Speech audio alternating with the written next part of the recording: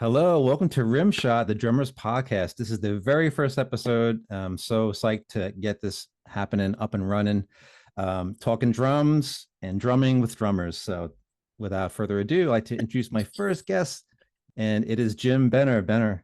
Jim Benner, welcome to you.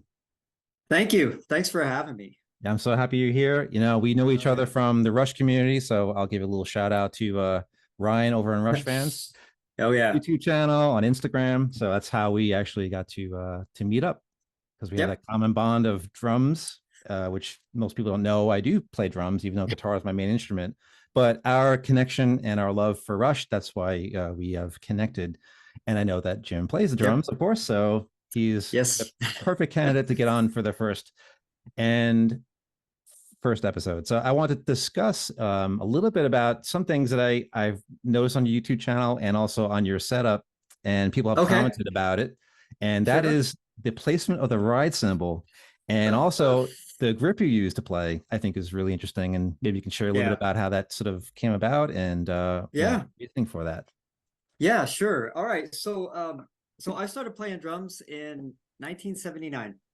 And I went to University of North Texas, which was North Texas State University, which many amazingly fantastic drummers came out of, like Rich Redmond and Keith Carlock and Jim Riley from the Rascal Flatts, and like tons more that I can't remember. I did not study music though at first, so I got my computer science degree. I went back and I started taking a bunch of music classes. I was studying with a teacher whose name is Henry Oxtall. He's one of my favorite long-term teachers that I've ever had. The very first thing he asked me, he said, "What hand do you throw a baseball with?" I said, "Well, my left." He goes, "What foot do you kick a soccer ball with?" I said, "Well, my right." Right. So I'm like all backwards, right? And he goes, and this was actually after he saw me play first, because I was just playing like, regular crossover kind of deal. He said, "You may want to open it up and play open-handed, because your left is your stronger hand, and that should be your strong hand, should be your writing hand." I'm like, okay. He said, you'll feel like you're taking a whole lot of steps back, but when you go forward, you're gonna go way forward. So I said, okay, I'll give it a shot. So I changed my setup. I moved my ride cymbal over to the left hand side, and I had to lower my, like, if this is my snare drum, my hi-hat was like wherever, like here or some whatever. I lowered it there. Could be a little bit more like the height that Simon Phillips uses, maybe, because he plays Yeah. open-handed as well. And I said, okay, I'm gonna do this. I'm gonna try it. And I did, and I sat down and I played something that I could execute perfectly, this way, and I fell on my face immediately. Immediately, it was crash and burn. I'm like, okay, but I have to be committed to this. So I did, and Mr. Oxtell was correct. He said I did take a few steps back, but when I went forward, I felt so much more comfortable playing. Felt a lot more comfortable executing, what I did and what was in my head.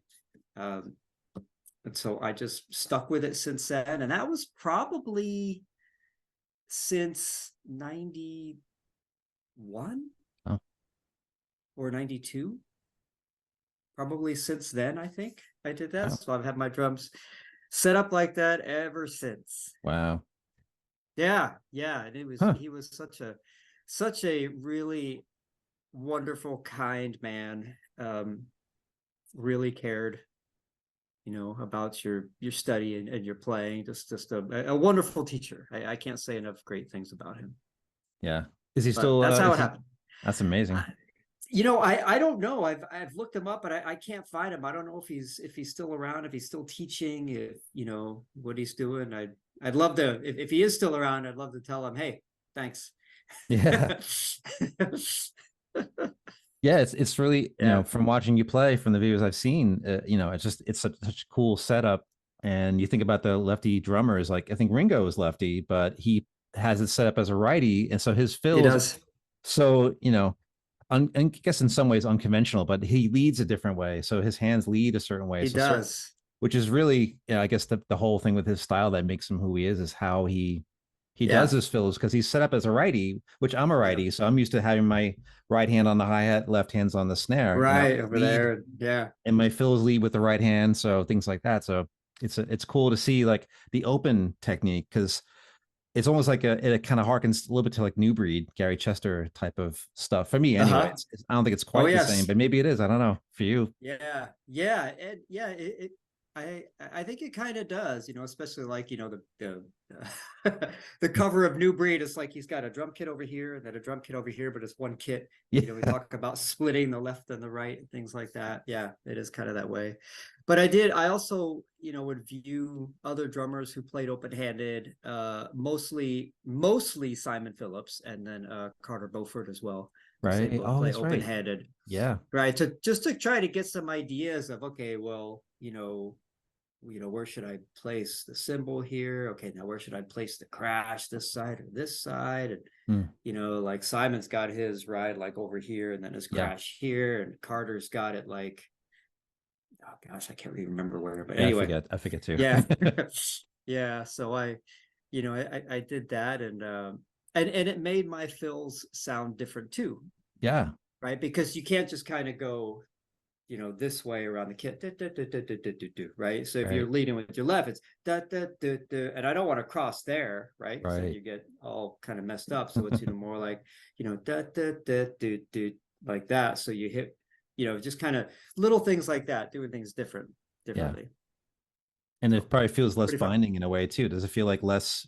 That's the whole thing, I guess, too, right? That's why. It does. Yeah. It does feel less like restrictive to me, I Mhm. guess, and also I kind of like it because, when it's sitting there and playing, if I want to, hit the toms, I can hit as I'm writing with this hand, I could hit stuff with this hand, and I'm not, Yeah, you're not even on the colliding. hi-hat, like on a ride cymbal on a right-handed kit, you won't collide, right? But if you're on the hi-hat, it's harder to do that when you're crossed over. Yeah. It's possible, right? Hmm. It's Yeah, just, I've had to do it that way. yeah. Oh It's yeah. not exactly A lot of ergonomic, let's people put it do. that way. Yeah.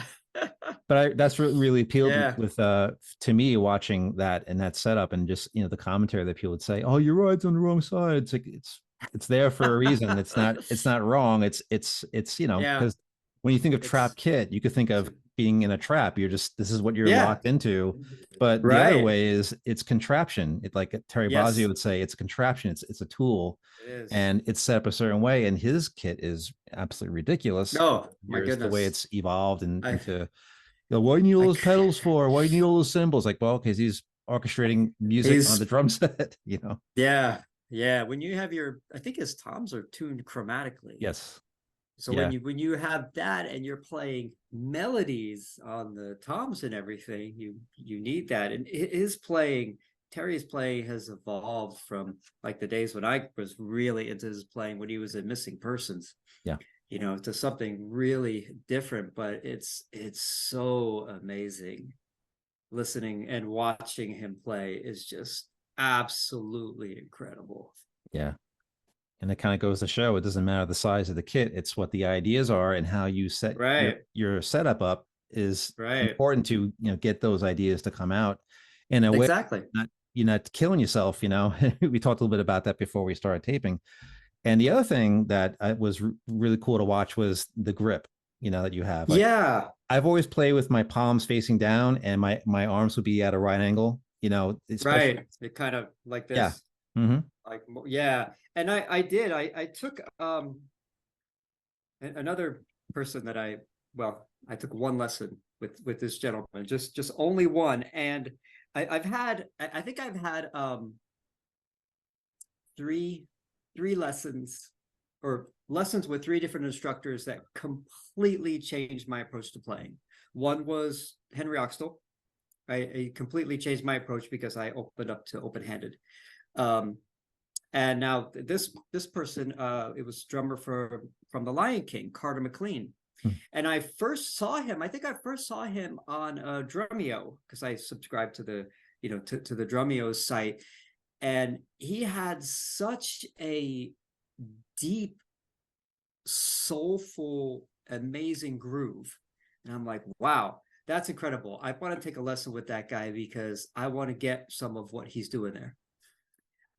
So we were in New York on vacation, so I met up with him and had a lesson, and he said, okay, how do you hold the sticks? And I showed him, I do it just the way you were explaining, right? Like this, you're flat. Mhm. And he said, all right, well, if I shake your hand, right? If you go to shake my hand, do you do this? I'm like, no, because you do this, right? I go, yeah. He goes, okay, try that. Try to play this way, right? To where you're a bit more. I kept trying to get the camera Yeah, to it's do like it kind of right, like, but yeah, but where you're like a little bit more like a French timpani grip. oh, okay. So I changed things over, and I certainly don't do a complete French grip, but I change over a lot, and I practiced that way on the pad for a year, literally 12 months before I felt very comfortable with that. I would still try to play that way when I'm gigging, during this time, but until I felt like really, really comfortable was about 12 months, where I didn't have to think about anything. I could just do it, and it's there, and my brain could be like wherever it was. Yeah. So that really changed. And at the same time of changing that, and I think it's because Carter had such a deep groove, I was thinking about that as well, doing that. So that really changed. That changed my playing as well, which Uh, I enjoy that, because when I was in college, I thought, well, what kind of drummer do I want to be? Dave Weckl is one of my favorite drummers, and I absolutely love his playing. And I think he's got some of the most amazing chops, and he's got a fantastic groove. He's very musical. He can execute anything, and it's always in the right spot. I absolutely love his playing, but I will never sound like Dave Weckl. me neither. Me So neither. yeah, so I'm like, okay, yeah, I'm not gonna do that. But what do I really want to do? But I decided, you know what? I want to focus on groove. So that's what I did. I focused on the groove. So Yeah, that's where that's one thing I I noticed. am. I noticed that too on your YouTube videos that you have out, that it's really that it's like, I think was a shuffling was one shuffling around. I think was Yeah, all of one. yeah. There's a I think I couple. was, playing. I was either singing Lido Shuffle or reeling in the years in my head when Oh, I was nice. playing that. Yeah, yeah. I Yeah, definitely heard flavors going on. I'm like, that sounds familiar, and yeah, that was yeah, really cool to watch that, and then to see that technique was like, it just looks comfortable. Yeah, it doesn't look like you have any, like, yeah, because typically I think when you play with the hands facing down, there's issues with wrists and tendons in the forearm. And so yeah. since I'm getting It's back to it, I think that idea that you learned, from, yeah. what's his name again? Carter, Carter, yes. Carter McLean. Yeah, Carter McLean. yeah, I'm going to put a link below if yeah. he has Excellent any drummer. material that people can check out as well, including Yeah. linking. Oh, yeah. It could. His YouTube channel has got some amazing content on it. Yeah, so I'm going Yeah. to put some Oh, stuff yeah. below, and then figure Uh, stuff as well. We're going Check to put that it all out. below Yeah. here too. So you can check it out. Yeah. But it looks so comfortable. And being that I haven't played on the regular and getting back to it, you have my stick control book behind me, where my pointing back Oh, arrow. yeah. So Yeah. to get back to that again and try out the new grip, because I do want to experiment, because I started traditional when I started playing, and that was way back. And then I went to Oh, match. yeah. I started playing more of the rock and metal and things like that.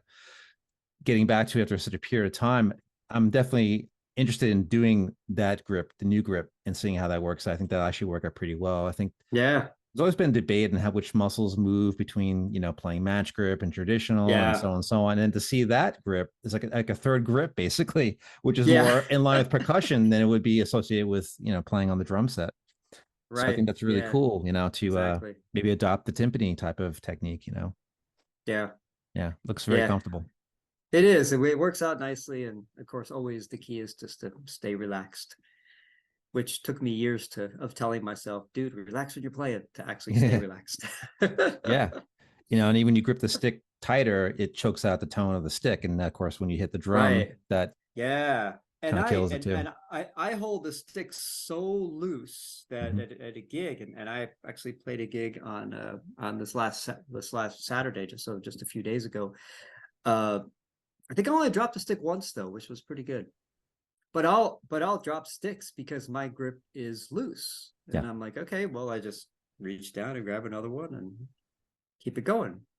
I know I've never gripped the sticks, tight. I've always Yeah. tried to grip them really loose.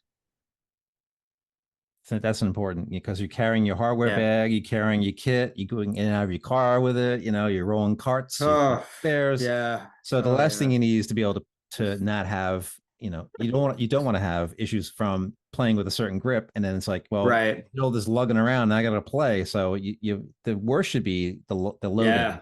in, the playing shouldn't Yes. be a problem. Right. Yeah. The load out's actually the worst. Because you're not, you're That's like, right. Because you're tired and yeah. where are my roadies? Oh, I don't have any. Okay, I guess I'll do Yeah, hire some kids, come over here.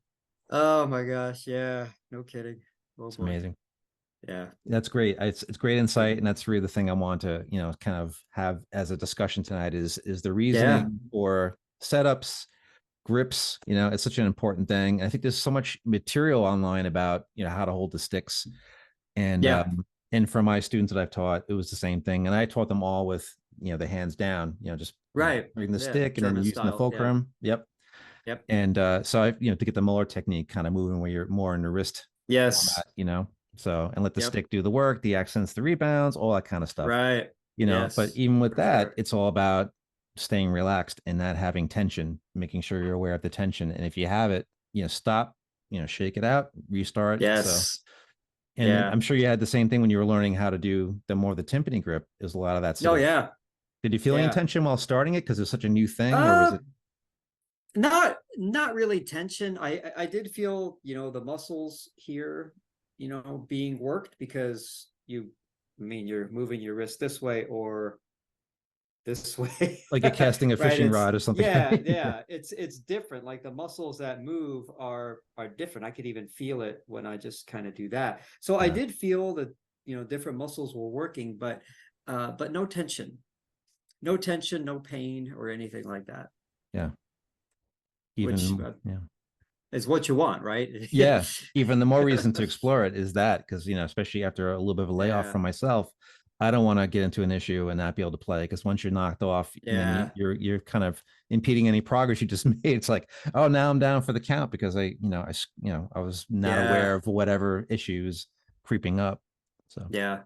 And there's plenty of professional, even famous drummers, who play the German grip and they execute everything really well. And my kind of thought about, you use the German or the French or if in between they sort of call it the American grip. I don't know when that term came about, or match grip or traditional grip. Looks like I'm flipping somebody off though, right? But traditional grip. um, the way I think, which kind of drives me crazy, I'll tell you in a second, but the way I think is that people should try to use a grip that works well for them. Like there's so many debates on what grip is better, matched or traditional. Well, neither. I think neither is better, right? It's what works for you. I mean, like you look at somebody like Dave Weckl, he plays traditional grip probably 99% of the time, right? But people might say, but he's like a jazz kind of fusion guy. Okay. How about Todd Zuckerman from Styx? He plays traditional grip about 99% of the time. Mhm. And he's wailing, he's playing stadiums, he's into it, and he's executing some incredible fills. He's another one of those fantastic guys, super musical, great chops, excellent drummer. I mean, just incredible, amazing.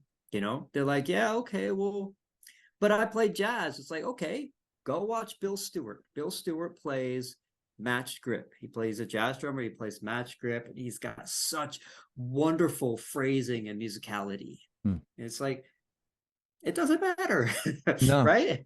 That's my view, at least. Use the grip that is comfortable for you, like whoever's listening to this, for you. Yeah.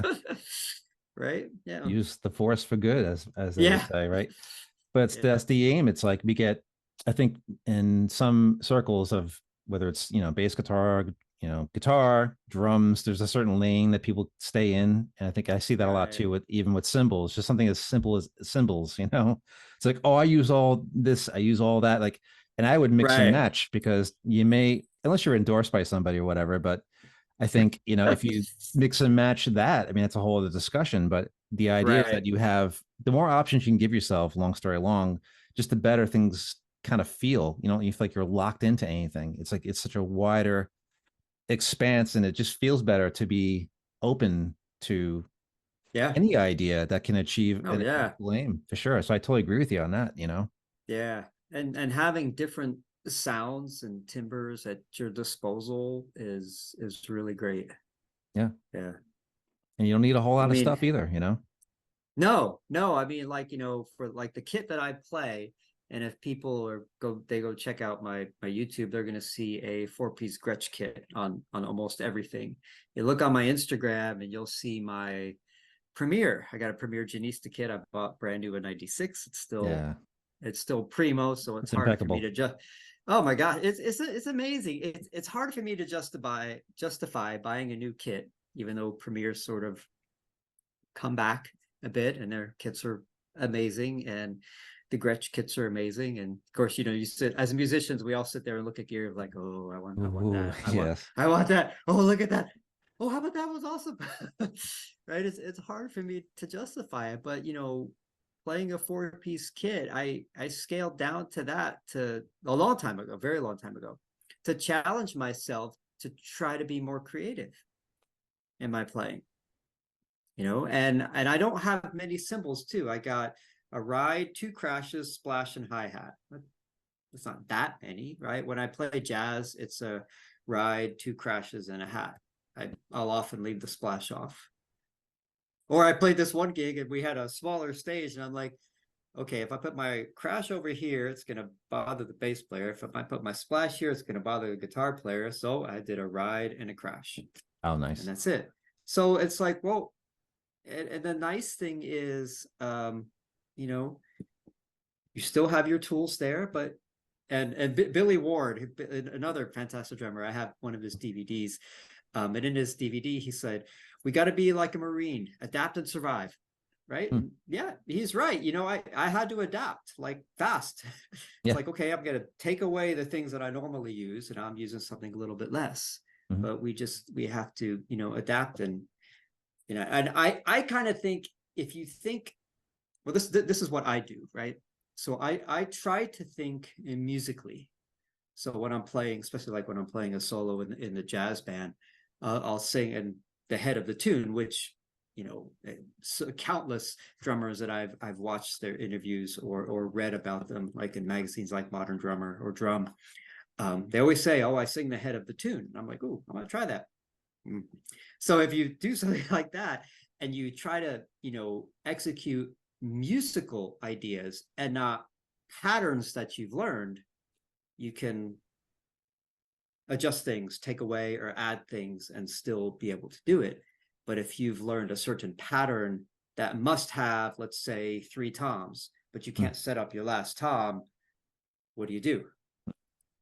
Right?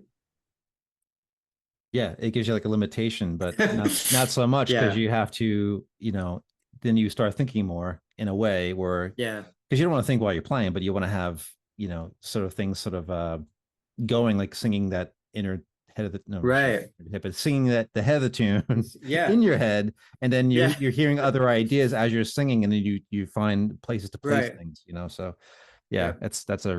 that's a great tip too. I think Yes. often overlooked, but I think most of us that play, Yeah. kind of have that going anyway, because we have to follow the form of the tune, and Yeah. create the moments. Okay, here it comes, and we have to do We do. something to, Yeah. yeah. So, Yeah. and that's, yeah, that's really a great point, that it's a different limitation. Like, even I think, yeah, with watching the Snakes and Arrows documentary, if I throw Rush in for a second, which, Yeah. sorry I had to do that, but you have your pictures in Always the good. back, I have my shirt on. So, but his whole thing when you're doing the instrumentals, where Geddy just got his fretless bass from Fender, it was a Jaco Pastorius, and he went in, Right. was playing, and so his kit was gone. The big monstrosity was out of the way. He just Right. had a basic 5-piece kit in the studio, Yeah.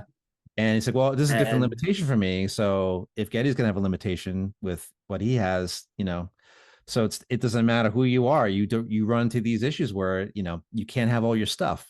So how do you negotiate?" right. You know? Yeah, exactly. And I think that's great. And that's a great it's great that you brought that up because that's how they recorded Malignant Narcissism on the Yes, Snakes and Arrows album. that's the one. And that is my favorite instrumental on that album. I'm sure I'm gonna get heat from a lot of people because they'll be like, yeah, but the main monkey business. I'm like, I go for Malignant Narcissism. I think that is an amazing track. Yeah. And the other funny thing is, speaking of Rush, I read tons of interviews with Neil Peart, over the years, and one thing that he mentioned was that that he said his playing is just revolving around the bass snare and hi-hat, which a lot of drummers mention that too, which is true from a rock kind of eighth note style of music perspective. I'm not talking jazz, but like some kind of eighth note style, like pop, rock, funk, country, whatever. Your where home is bass, snare, and hi-hat. And I was reading about that, and I wrote Neil a letter via Modern Drummer, and I said, hey, I really like what you mentioned. I took it to heart, and at one rehearsal for my college band, I decided that for one song that I normally don't do this for that song, all I'm going to play is bass, snare, and hi-hat. No toms, no crashes, nothing, just bass, snare, and hi-hat. Yeah. And I wrote to him and told him that I did that, and I said, and it worked out great, and nobody in the band said anything. Right. He wrote me back. Oh, Which wow. which I need to find this. It's on a little postcard in a baggie somewhere in my house. He wrote me back and he basically said, that's really great. I'm glad somebody got some use out of something that I had mentioned. That's essentially what he said. And I'm thinking, oh my That's gosh, amazing. well, of course, it was wonderful that he wrote back. I was really surprised, but very happy to receive that, being a Rush fan since 1982 when Signals came out. Mhm. So but yeah, and I don't think I think if you like from a drummer standpoint, I try never to think in a term of limitation. So even if my kit has to be scaled down, when I rehearse with my jazz band, all right, I'll show you a picture. Let's see if this actually works. But when I rehearse with my jazz band, I just bring a I do a bass, snare, hi-hat, and a ride cymbal. Let's see if you guys can see that or not.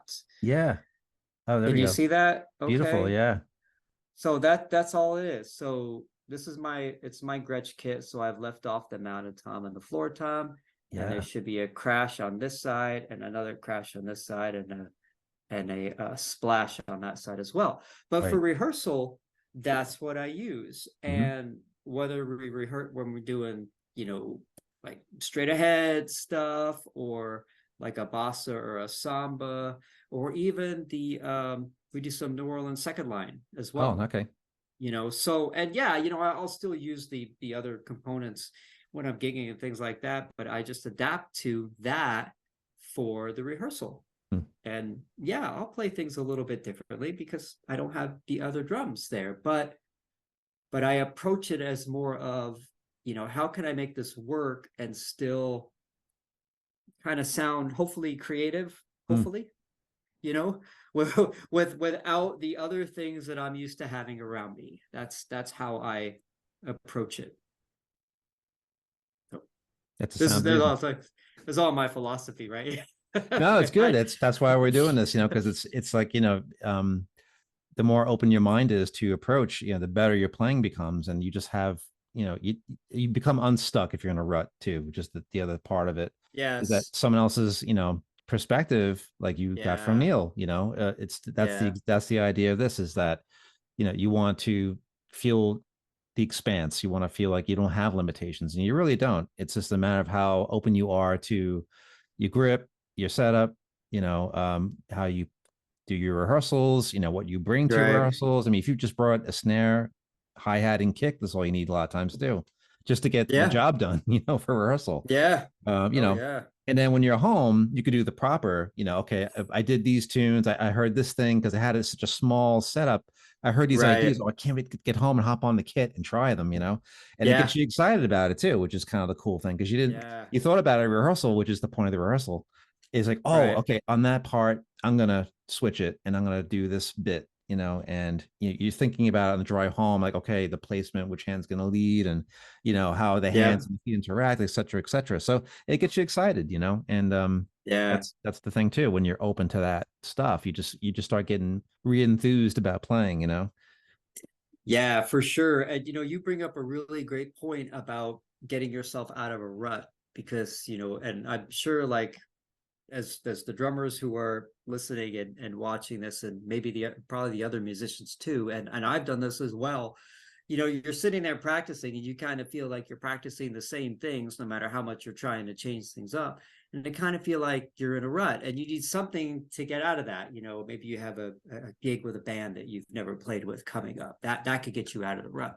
Maybe you're just going to go jam with a couple people that you haven't jammed with before. That could do it. And then, like you say, changing your setup, right?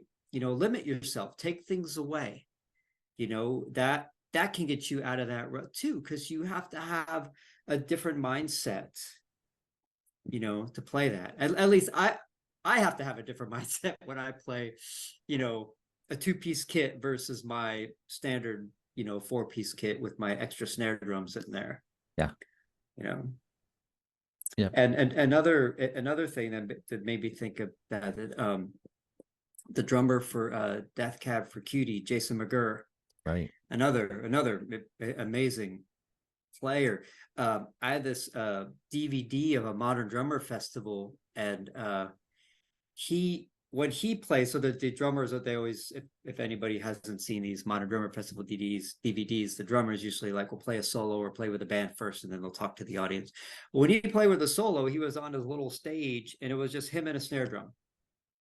Right, so he was playing, playing the stuff on the snare drum, just the snare drum, and then some tech guy brought his bass drum out and positioned it properly because he had all the markers right, positioned it and plugged it in, and then he added the bass drum. Right, then they brought out, I think, his floor tom. Then they brought out his hi-hat. Then they brought out his high tom. Then they brought out a piece at a time. And in the DVD, he said that he did it that way because he wanted to deal with anything, like he wanted to make it exciting. He said something about like having a margin of error, and I can't remember the exact placement of his words, but it was to do something like that, right? And then of course, he had to approach things differently with just a snare drum or add the kick, and what do you do? And then when you add the floor tom, what patterns do you do there, and things like that. And it was very creative what he did, extremely creative. And I've watched that thing like so many times, it's ridiculous. Yeah, I gotta scope it out, because I like his approach. And Yeah, I think if you search on YouTube, if you search Jason McGurr Modern Drummer Festival, you'll probably find it. yeah. Yeah, and yeah, his approach is great. He's another guy who's got amazing chops, but in his band, you don't use insane chops in a band like Death Cab for Cutie, right? Yeah. But he's got that. Not only does he have that technical facility, but to me, he's got that sort of musical mindset too. So what he plays is just incredible. Yeah. It's like You you can could. tell I like all these drummers, right? Yeah, no, yeah. And it's funny, like these guys that you're mentioning too. It's like, when they play, you can't really hear anybody else playing those parts. So it's something too Yeah, that it just meshes no, together. It fits, which is, it does. in like Yeah, if you just, there's yeah, there's another one, if I may bring up another one, which you probably you're gonna either know this drummer or you're gonna definitely know the guitar player, right? So the drummer is Steve Jordan. mm-hmm, mm-hmm. So Steve's performance on the John Mayer trio on the tune Yes. Vultures. So all you guys listening to it, and I did this just, I think it was today actually. I put it on, and I had my good speakers on, but put like good speakers or put headphones on and just press play on that song. And his groove is so deep. It's crazy. It's so deep and fat And then when Pino Palladino comes in with the Hmm. bass, you're like, oh my gosh, it's like, oh gosh, you're just having kind of a moment, with that. And then John Mayer, of course, comes in with guitar, and that's another one of those. And I think on that tune, I don't think Steve Jordan strays from the bass snare hi-hat. No, And not very you much at never all. you never think about that. And it's perfect. It is Yeah. just perfect. I think he holds the chair now with the Stones, I believe, right? So it's not I too believe, not yes, not too I believe shabby. he does. So Yeah. well, he's Well, got history with Keith Richards too, with all his stuff. yeah. So but and Yeah. his Hard his whole to, philosophy is amazing too with drums. yeah. How he approaches it. Yeah. Yeah. It really is. He's incredible. Yeah, I didn't mean to interrupt. You were saying something about him just a second ago about. No, no, no. I was just gonna say, and hard to replace Charlie Watts. Very Mhm. hard to replace Charlie Watts. Yeah, yeah. I He's never another one. knew the level of interaction. Because I'm not really the biggest Stones fan, but the thing I didn't really notice as much is that how much of an interaction Keith and Charlie would have together. In terms of playing things. I'm like, whoa, okay. Yeah. You know, Yeah. it's like who's this guitar player coming in telling da da da. So it's just really interesting to see how they on stage. Like you see the camera behind Charlie, and then Keith's like, Yeah. interacting, saying whatever to him, it's just like, I wonder what they're saying. It's, trying to like follow Yeah. the lip movement to see what he's saying. But I never knew Yeah. the depth of that till, quite recently, actually. So, Yeah. And Charlie was an amazing drummer too. mhm. Yeah, Incredible. amazing, amazing stuff. Yeah, Oh it's yeah. just really pretty cool. I'm trying to think of something else that I had that I thought would be cool to mention. So in terms of like I have when I first started playing, I had like the traditional pad. It was like a square pad on an angle, and Oh, that's what like I had too. yeah, and being I was playing traditional grip, the higher Yeah. part of the pad was for my left hand because I was doing that, and the right hand was Right. playing palm down and that sort of thing. And then I got a rubber pad which is like flexible, it's this blue thing that fit right on top of the snare drum, which I didn't have at the Oh, point. yep. And then now I have a Michelli pad. John Michelli had a line of pads out. I think he still does. And I think before we started taping, you have a new pad that you're Yeah. shipping out. That was really interesting. Yeah. When I had my lesson with Carter McLean, he turned me onto this pad. It's called a Reflexx pad, and it's Oh, got two nice. sides. You can see this is where I hit everything right here. Right. This side's a tiny bit more bouncy and forgiving, but not very bouncy at all. It's very, very different. It's kind of spongy. You can see here. I don't know if you can Oh, see that, yes. it's sort of press it down here. It's a little spongy, Yeah. very different from your standard pad. And then the other side, it's got another kind of material. I don't know what materials are on here, and it's less forgiving, Hmm. right? This side is not forgiving at all, and this is even less forgiving, right? Oh, This one is pretty crazy, and it's very quiet, yeah. I don't hear anything. right? And even this side is quiet, Wow. That's not right? going to And bother it's anybody. no, not at all. And it's a great pad because since you don't have the bounce on this one, you can't really make the pad sort of, work for you. Hmm. You have to work. So you have to make sure that you are using your wrists and your fingers and however all of the different individuals will play and it's really to build up that strength. And I found that after using this pad, when I would go over to the drum set, I felt stronger on the drum set, Hmm. which if I use like your traditional rubber pad that's really bouncy, Hmm. I did not have that same feeling going back and forth. Oh, okay. So this is a pretty much about the only pad I use now. Wow. And I'm not endorsed by anybody. So like if he wants to send me a new pad for this, that'd be great. There you go. Yeah. No, I'm just kidding.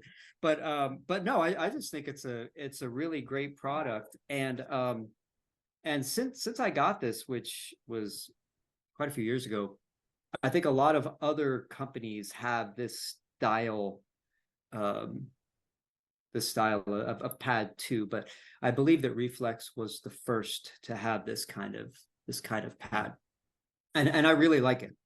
Yeah. It's the only pad I use nowadays. It's cool. I might scope it out. Do they have different sizes available, or is it more like the 14 Um, inch kind of size? well, I think they do have different sizes. I think this is probably a 10-inch size, Okay. maybe. I don't, Yeah, looks about 10. I Right? don't, is it 10? I think so. I don't think it's 10, 12. 12. Yeah. It might be 12. No, I think it's 10. Yeah, looks about 10. Anyway, it's 10 or 12. Right. Yeah, so and I don't even know if the company's still around, to be honest. But Hmm. I'll have to look it yeah, up. just yeah. Check it out, look it up and see. And it wasn't exactly cheap, but I thought, I'm doing Yep. it. Yeah, so there's a lot of practice pads now. I looked at some other practice pads, like other brands, and they're just not cheap in general. Mhm. Anyway, I think they used to be pretty inexpensive, like, but this probably not a fair statement, because that was probably like way back, 25, 30 years ago. But Right. Yeah, and things are different now monetarily, so sure. Yeah, that's a good one to look up. I think if I find it, I'm going to include that in the link also below, yeah. So with all this talk of technique and setups and players and philosophies, do you have like a number of projects that you're doing, or is it just, you mentioned the jazz project, um right?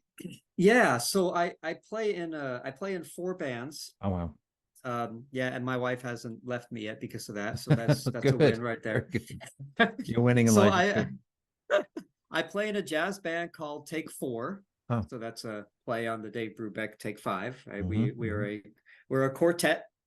Um, and it's a whole lot of fun, and it's great to explore that style, because when I first started studying at UNT, I studied a lot of jazz, but was really afraid to play it. Like, I was paranoid to play it in public, because I'm like, oh, I am no good at jazz. There's no way that I could do that. But years after, I'm like, you know what? I'm just gonna try it, and just let's see how it goes. So it's a whole lot of fun. So that's one. Another band is called Mr. Hat, and that is a 90s pop and rock band. Wow. So we play, like, stuff from the 90s, like Hard to Handle from the Black Crows. We do a medley where we play a Sublime tune, which of course I can't remember the name of the tune. That we go straight into Tub Thumping. Oh, So okay. for all you people who are out there going, I don't know that song. That was, yeah. I get up again, but I can't wait. How does it Get go? knocked down, I but I get can't up die again, down. right? It can be a yes, Yeah. that's the one. That's Tub Thumping. And then we go into Short Skirt Long Jacket from the band Cake, because we have a Oh. trumpet player in there. Oh, It's the okay. same trumpet player. It's in the jazz band. He's Oh, in wow. he's in that band too. Yeah. Same guitarist too in both of those bands. So That's a trip. that's a whole lot of fun. So yeah, so we do that kind of stuff. And then I play in a country band. That's my newest endeavor. Oh, wow. Cool. Yeah, and the bass player and the keyboardist and Mr. Hat are in that country band. So we play some older and some newer stuff. And there's three singers there. There's two guys and a girl who sing, and they have just beautiful harmonies. It just sounds so great. And that band is real interesting, because in a lot of the music that we play, there's no showy drums, right? So the challenge that I give myself is to play a groove that feels good, lock in with the other players, and stay in the pocket, right? So that's the challenge I give myself on that band, and it's a lot of fun. I really do enjoy it a whole lot. And then my last project, and I could show you here if I can get this without destroying my house. Oh, cool. Look The at that. band is called Uh, Sugar, and it is a 70s yacht rock band. wow. Okay. So we're playing some Doobie Brothers and Yep. Steely Dan. And then within that band, we've started another project called Totally Ronstadt. So that's a Linda Oh, Ronstadt tribute. okay. Our singer loves Linda Ronstadt. It's like one of her favorite artists, if not her favorite.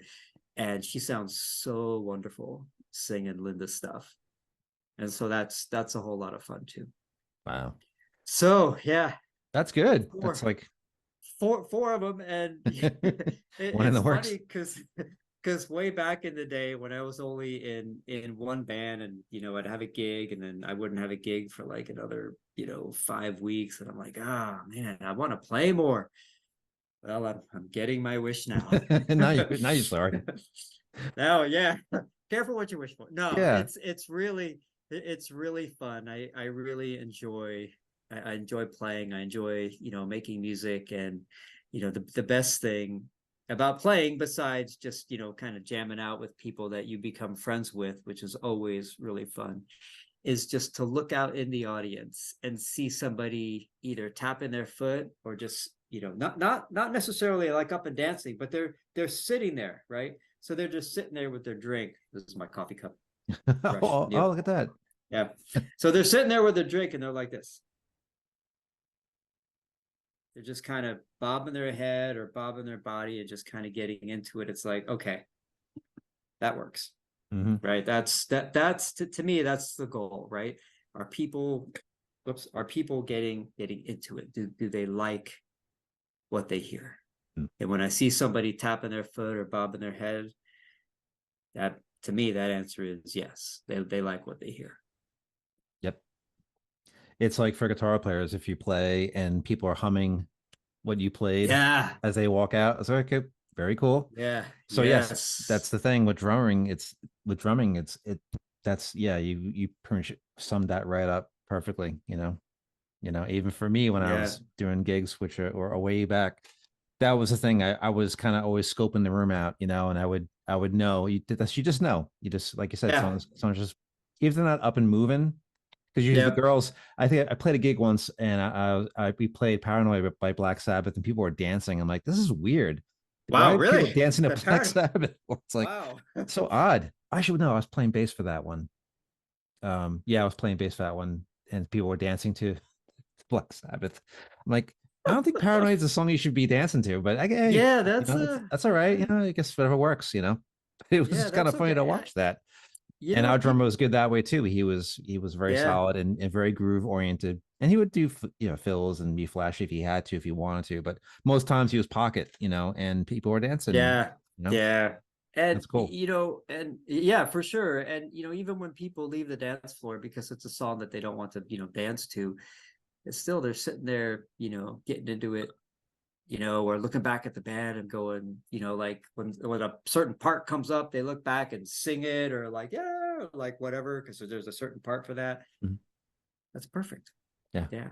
Oh, one thing that don't mean to make this take too long, but I've talked about groove and playing in the pocket a lot, and when I was younger, when I would play to a click track or the metronome, for some strange, bizarre reason, that metronome kept speeding up and slowing down. Oh. Strange, right? I had to get a new one. Yeah, wasn't that? Was it a wind up one or? No, it was me. Oh, okay. I was like this way, right? Okay. Instead of like nice and solid. So a friend of mine in my band that I was in college, I was talking to him about it, and he said try this. He goes, put your metronome on 40 beats per minute, right? Oh, wow. 40, Yeah. 40 BPM. And he goes, just clap along to it. And you want to, of course, when you do that, right, you only want to hear one sound. You don't want to flam the metronome Mhm. or anything, right? And you eventually only want to hear yourself. You shouldn't hear the metronome at all eventually. So I said, okay, I'm going to try that. So I did that, and I'm like, okay, I got to take this a step further. So then I would put it on 40, and I would do quarter notes, 4 measures with my right hand, 4 measures with my left hand, 4 measures with my right foot, 4 measures with my left foot. And every time I sat down and practiced, which was a lot, that's how I started my practice. Okay. With that exercise. And that really got me to play along with a click very well. And I've played in a few bands that play along the tracks and play the clicks, things like that. So now, doing that, I'm very comfortable with it, but I worked at it. It's not something that I just did. Yeah. Right. I mean, sometimes you really have to work at those things. And that was something that I worked at. Mhm. And it kind of really it really helped my time, right? So if there's, and I know there's a lot of drummers who are like, I'm a little bit more old school, I don't want to play to a click. I think it's limiting, things like that. Mm. I think it's only limiting if you make it limiting, right? Just putting on the click. I would put on the click and play. I got this idea from Dave Weckl. Yeah. Because I love Dave Wickel's play. I think it's so great. Right. So he's like, play and be right on it, just like it's a sequence, right? Play right on the sequence, right? And then, play around it, play loose. Right. So I would just have a click on in my practice room and I would just play it. And I was spot on to it. And then I would try to what I called stretch the time. I would stretch the time a bit, right? But I've got to be on the click, right? But if you hear me, you think, oh, he's not exactly on the click anymore, which is the idea, right? So stretch that, and I would come back to it. And all of that practice, I was always hoping that, okay, this is going well. at one gig in a band that I play with some guys, actually the keyboardist in Sugar, it was the keyboardist in this band. We had tracks because there were extra parts that we couldn't cover. So I had a click in my ear. And so we're playing along and everything. And I'm like, what happened to the click? Oh, like I'm still going, right? Because we're in the middle of a tune, right? And I looked over at him and he's laughing. He turned the click volume off. Oh, man. And then he turned it back on and I was still on the click. And I'm like, oh, thank goodness I did all that practicing Right. that it didn't mess me up. Mm-hmm. That's the other thing too, is like certain things like that can create nerves for a lot of people. And it's like, those are the things, like those things that kind of feel weak, or there's a certain part that like, oh, here it comes. Those are the things too. I tell a lot of the kids that I've taught, like, you need to be playing the stuff that you can play. So a lot of people sequencing and playing with a click is something that doesn't happen very often. I have an electronic kit that has, of course, different kinds of clicks in there and whatnot. And I use those. And, it's like the idea is, and I would do that with the kids a lot of times. We have a PA system I would plug my metronome into the PA system. They would play. I would do the exact same thing. I would cut the click off, and then put it back on again to see where they would land. And it's such an interesting thing you just said, because it's like, me returning back to playing. It's like going back to those things that, hey, if you're going to tell people this, this stuff, you better believe your own BS and do it, So I'm glad you brought that up, because it's like, oh, yep, I need to make sure I incorporate that into my playing sessions. So it's a great, to me, it's been a great practice tool, with the click and kind of, being right on it and sort of playing around it and things like that. And I think it's translated well to playing gigs. And even in the bands where we play everything live, it's really helped my time. Right. To play my time, and, if you have a singer or a bass player say, man, you're in the pocket. Whew, that is the most wonderful compliment.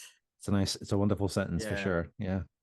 Yeah. So, and that's what I strive. So if y'all have made it this far into it, that's what I strive to do. So all the things I talked about earlier about that kind of playing and, and why, that's what I strive for.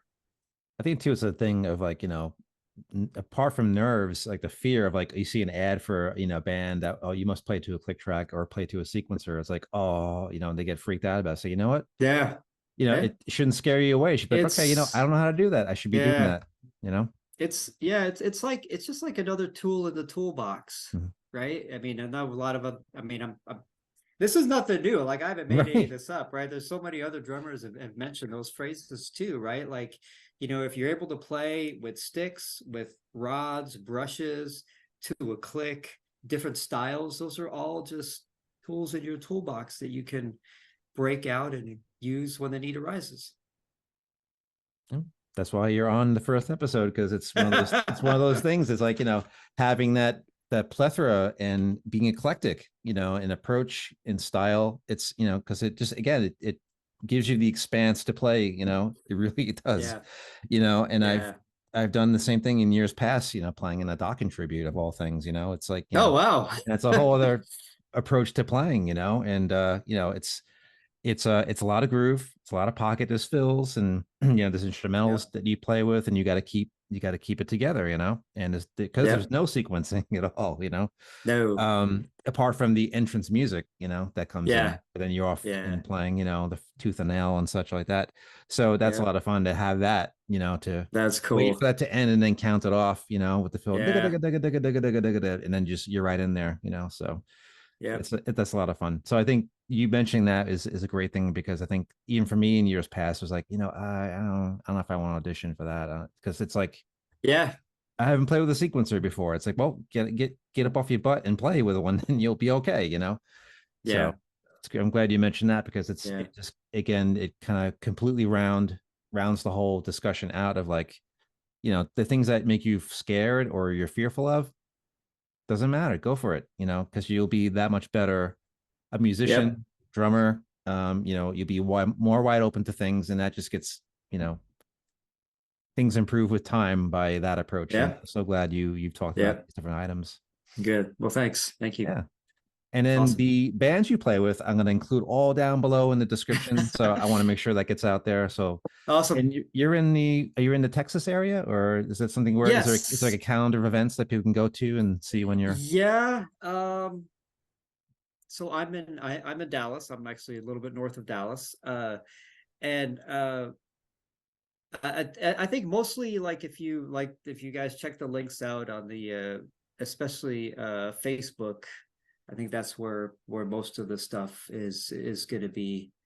Um, and I'll post things on my Facebook too. I'm not on there as often as I should be, probably, but I'll post things on there too. But yeah, if you have the links to the different band sites, then that's where they usually post them, the stuff that's coming up.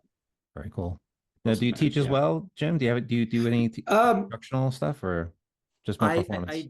I I did. I taught private lessons for a little while. I think I taught for a couple years or so, and then I stopped teaching just to focus on my regular job, which is a math teacher, Oh, nice. and the extra stuff that I do there. But I did teach private drum lessons for a while, and it was fun. It was really fun to do that. So I'd love to get back to it again at some point, but with working full time and playing in four bands, and Yeah. you know, hoping my wife doesn't leave me because I'm too busy. But I'm probably a little bit too busy to start yet. But eventually, I think I will get back into teaching privately, because So cool. it's fun. It's, as you know, it's very rewarding, extremely Definitely. rewarding.